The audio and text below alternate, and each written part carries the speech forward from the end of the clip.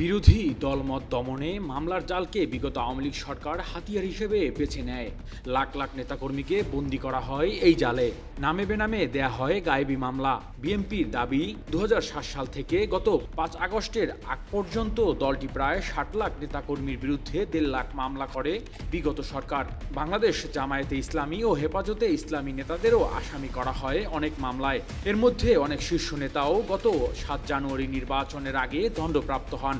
Target করে যারা নির্বাচনে অংশ নিতে পারেন এমন অনেক নেতাকেও সাজা দেয়া হয়। ক্ষমতা আঁকড়ে রাখতে এ ধরনের মামলা কৌশলের কাজে লাগাতে বিগত সরকার আদালতকে ব্যবহার করে। গত 5 আগস্টের পর সেই প্রেক্ষাপট পরিবর্তন হয়েছে। বিএনপি চেয়ারপারসন খালেদা জিয়া থেকে শুরু করে তৃণমূলে অনেক নেতাকর্মীও ফ্যাসিস্ট সরকারের আমলে দায়ের করা মামলা থেকে খালাস পেতে শুরু করেছেন। গত 2 মাসে সারা দেশে 5 শতাধিক আসামি বিভিন্ন মামলা থেকে খালাস পেয়েছেন। এতে করে বিএনপির মামলার ভার কমতে শুরু করেছে। পাশাপাশি মামলার জাল থেকে বের হতে অনেক নেতাকর্মী আইনি লড়াইয়ে জোর দিয়েছেন। অনেকের সাজার রায় বাতিল করায় খালাস পাচ্ছেন, আবার অনেক নেতা সাজার রায় বাতিলের আবেদন প্রক্রিয়াধীন। সাজা থেকে খালাস পেলেই এসব নেতা আগামী জাতীয় সংসদ নির্বাচনে অংশ নিতে পারবে বলে জানা গেছে। বিএনপি চেয়ারপারসন খালেদা জিয়া এরই মধ্যে মানহানি, দুর্নীতি, হত্যার অভিযোগ সহ নানা অভিযোগ করা অন্তত 1 ডজন মামলায় খালাস পেয়েছেন। দণ্ডপ্রাপ্ত জিয়া চ্যারিটেবল ট্রাস্ট মামলার খালেদা জিয়ার করা আপিলের উপর আপিল বিভাগের শুনানি শুরু হয়েছে। বিএনপির ভারপ্রাপ্ত চেয়ারম্যান তারেক রহমান প্রায় অর্ধ ডজন মানহানি মামলায় খালাস পেয়েছেন।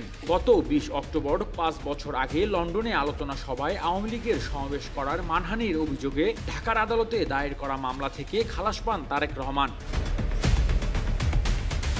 সরকারের পক্ষ থেকে বিগত আওয়ামী লীগ নেতৃত্বাধীন সরকারের আমলে দায়ের করা বিতর্কিত ও রাজনৈতিক মামলা প্রত্যাহারের উদ্যোগ নেওয়া হয়েছে। গত 30 সেপ্টেম্বর আইন বিচার ও সংসদ বিষয়ক মন্ত্রণালয়ের এক বিজ্ঞপ্তিতে বলা হয়, সাইবার আইনে দায়ের হওয়া স্পিচ অফেন্স সম্পর্কিত মামলাগুলো দ্রুত প্রত্যাহারের সিদ্ধান্ত নেওয়া হয়েছে। এছাড়া এসব মামলায় কেউ গ্রেপ্তার থাকলে তিনিও আইনি প্রক্রিয়ার মাধ্যমে তাৎক্ষণিকভাবে মুক্তি পাবেন। মন্ত্রণালয় থেকে জানানো হয়, তথ্য ও যোগাযোগ প্রযুক্তি আইন 2006, ডিজিটাল নিরাপত্তা আইন 2018 এবং সাইবার নিরাপত্তা আইন 2023-এর অধীনে গত আগস্ট পর্যন্ত দেশের 8টি সাইবার ট্রাইব্যুনালে মোট 5,818টি মামলা চলমান রয়েছে। এদিকে সাবেক আওয়ামী লীগ সরকারের সময় রাজনৈতিক কারণে হওয়া হয়রানিমূলক মামলা প্রত্যাহারের লক্ষ্যে গত সেপ্টেম্বর মাসের 3য় সপ্তাহে 2টি কমিটি গঠন করে স্বরাষ্ট্র মন্ত্রণালয়ের জননিরাপত্তা বিভাগ।